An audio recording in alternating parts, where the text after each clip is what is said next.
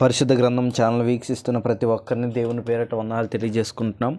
ప్రేమ, సంతోషము, సమాధానం సదా మీకు తోడేండు నడిపించునుగాక. నిన్నటి దినాన ఇర్మియా గ్రంథం 42వ అధ్యాయం చదువుకున్నాం. ఈరోజు ఇర్మియా గ్రంథం 43వ అధ్యాయం చదువుకున్నాం.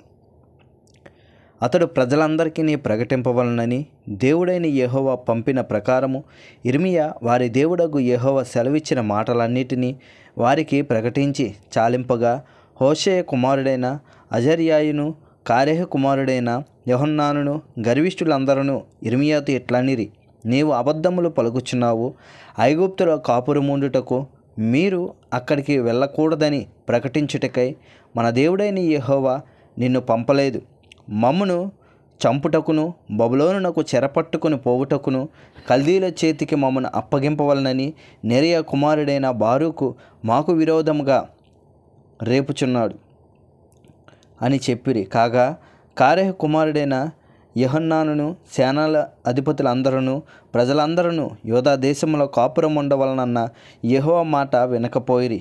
మరియు కారేహ కుమారుడైన యోహన్నానును సేనల అధిపతులందరూ యెహోవా మాట వినని వారై యూదా దేశంలో నివసించుటకును తాము తరిమి వేయబడిన ఆయా ప్రదేశముల నుండి తిరిగి వచ్చిన యూదుల శేషమును అనగా రాజదేహ సంరక్షకుల అధిపతియగు నెబుజారదాను సఫాను కుమారుడైన అహికాము కుమారుడగు గెదల్యాకు అప్పగించిన పురుషులను, స్త్రీలను, పిల్లలను, రాజకుమార్తెలను ప్రవక్తయగు ఇర్మియాను నెరియా కుమారుడగు బారూకు తోడుకొని పోయి ఐగుప్తు దేశంలో ప్రవేశించిరి.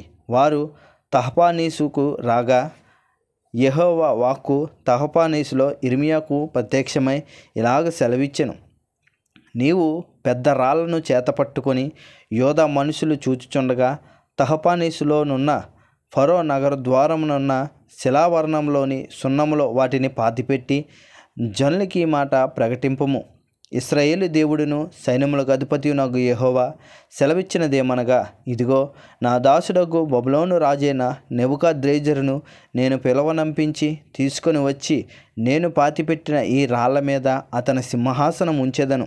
అతడు రత్న కంబలిని వాటి మీదనే వేయించును.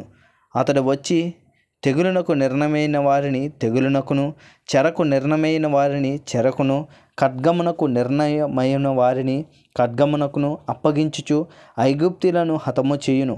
ఐగుప్తు దేవతల గుళ్ళలో నేను అగ్ని రాజబెట్టుచున్నాను. వాటిని నెబుకద్రెజ్జరు కాల్చివేయును.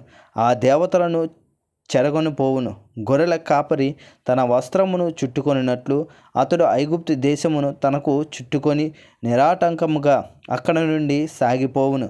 అతడు ఐగుప్తులోనున్న సూర్యదేవత పట్టణముని సూర్య ప్రతిమలను విరగ్గొట్టి ఐగుప్తు దేవతల గుళ్ళను అగ్నిచేత కాల్చివేయును.